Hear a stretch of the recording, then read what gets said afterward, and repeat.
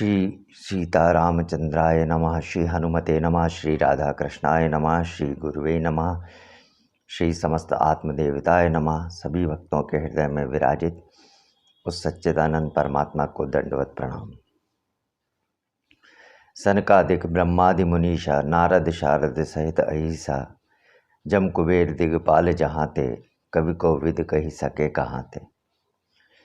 प्रभु श्री सीताराम की कृपा से श्री हनुमान जी का चरित्र ऐसा विशिष्ट है कि उसकी महिमा का बखान करना वाणी से संभव ही नहीं है।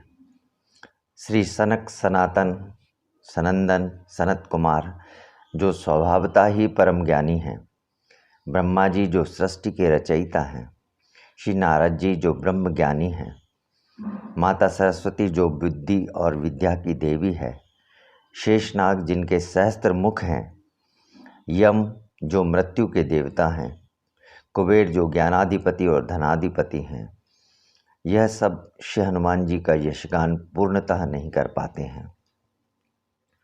यहाँ तक कि सभी दिशाओं के स्वामी भी उनका यश वर्णन नहीं कर पाते हैं। तब विद्वान कवि और मनुष्य कैसे श्री हनुमान जी के यश का वर्णन कर सकते हैं। देवता और मनुष्यों द्वारा दी गई सारी उपमाएं श्री हनुमान जी की करनी के आगे बहुत बौनी हैं। संसार में यश क्यों मिलता है? यदि हम विचार करें तो समझ आता है कि जीवन भर हमने जो कृत्य इस धरा पर किए हैं, उन्हीं से लोगों के मन में एक धारणा बनी है और यही धारणा व्यक्तिशः एक से दूसरे, दूसरे से तीसरे, तीसरे से चौथे व्यक्ति में संक्रमित होती चली गई और आगे चलकर यही धारणा व्यक्ति का यश बन गई और लोगों में चर्चा का विषय बन गई।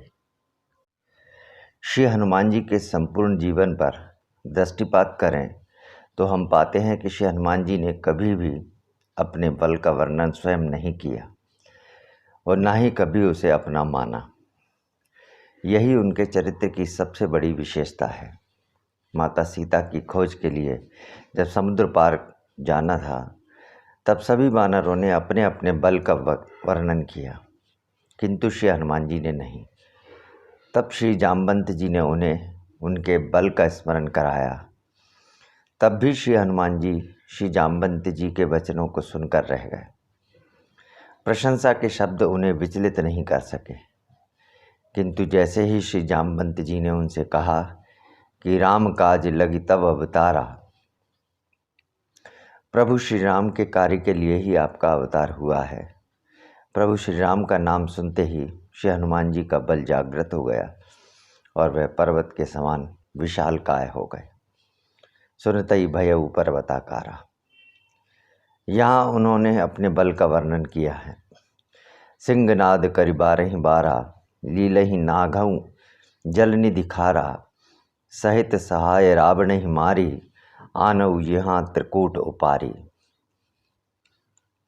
श्री हनुमान जी कहते हैं कि इस खारे समुद्र को मैं खेल में ही लांघ सकता हूँ और रावण को उसके सभी सैनिकों और सहायकों को मारकर त्रिकूट पर्वत को उखाड़कर यहाँ ला सकता हूँ। श्री जाम्बवंत जी, आप मुझे उचित सलाह दीजिए कि मैं क्या करूँ। यहाँ श्री हनुमान जी ने जो अपने बल का वर्णन किया, वस्तुतः वह बल उनका है ही नहीं। वह बल तो प्रभु श्री राम का है, क्योंकि प्रभु श्री राम तो उनके हृदय और मस्तिष्क में पूर्व से ही विराजे हैं।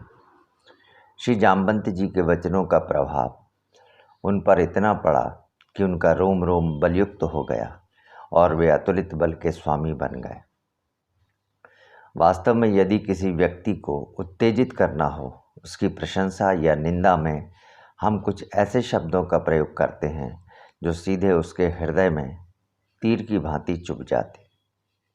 ऐसा करते ही व्यक्ति के शरीर में रासायनिक संतुलन बिगड़ने लगता है, उसके हाव भाव बदलने लगते हैं, श्वास बहुत तेज चलने लगती है, मुख मुद्रा बदल जाती है और उसमें एक अज्ञात शक्ति जन्म ले लेती है। इस अवस्था में वह ऐसे असंभव कार्य भी कर सकता है जो सामान्य अवस्था में नहीं किए जा सकते। इसे हम एक उदाहरण से समझते हैं।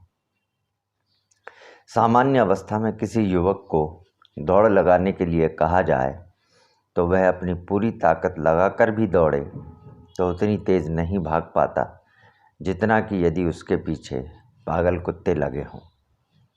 पागल कुत्ते पीछे लगे होने पर उसकी गति सामान्य से कई गुना अधिक हो जाती है, जिसका भान उसे कभी हुआ ही नहीं। ठीक ऐसी ही शक्ति श्री हनुमान जी में समय समय पर प्रकट होती गई। जब जब प्रभु श्री राम जी के कार्य को करने का अवसर उन्हें प्राप्त हुआ, जैसे जैसे श्री हनुमान जी प्रभु श्री राम के कार्य करते गए, वैसे वैसे उनकी कीर्ति शनै शनै फैलती चली गई। किसी भी व्यक्ति का यश या कीर्ति फैलने में बहुत अधिक समय लगता है, जबकि अपकीर्ति या अपयश बहुत तीव्र गति से फैलता चला जाता है। त्रेता युग में चारों ओर राक्षसों की अपकीर्ति ही अपकीर्ति दिखाई देती थी, जबकि श्री दशरथ जी, श्री जनक जी, श्री विश्वामित्र जी, श्री वशिष्ठ जी और अन्य ऋषि मुनियों की कीर्ति बहुत संकुचित थी। इसका कारण पूर्व काल से एक ही रहा है कि बुराइयां एक साथ बहुत शीघ्र एकत्रित हो जाती हैं और वे अपना अहम भाव त्याग देती हैं, जबकि अच्छाइयाँ अपना अहम और अभिमान छोड़ नहीं पाती हैं, इसलिए वे संगठित नहीं हो पाती और बुराइयाँ तुरंत संगठित हो जाती हैं। किसी भी व्यक्ति के यशगान के लिए हम शब्दों और उपमाओं का सहारा लेते हैं, किंतु श्री हनुमान जी और प्रभु श्री सीताराम का यशगान करने के लिए शब्द और उपमाएं अत्यंत लघु प्रतीत होती हैं। उस यश को हम केवल समझ सकते हैं। आचार्य श्री तुलसीदास जी ने सभी आत्मीय जीवों से प्रशंसा कराने के उपरांत भी लिखा है कि श्री हनुमान जी का यश इन सब के द्वारा गाए जाने के उपरांत भी शेष ही रह जाता है। किसी विद्वान कवि ने लिखा भी है कि कवि की अपनी सीमाएं हैं, कहता है कुछ कह पाता है, कितना भी कह ले वे किंतु अनकहा अधिक रह जाता है।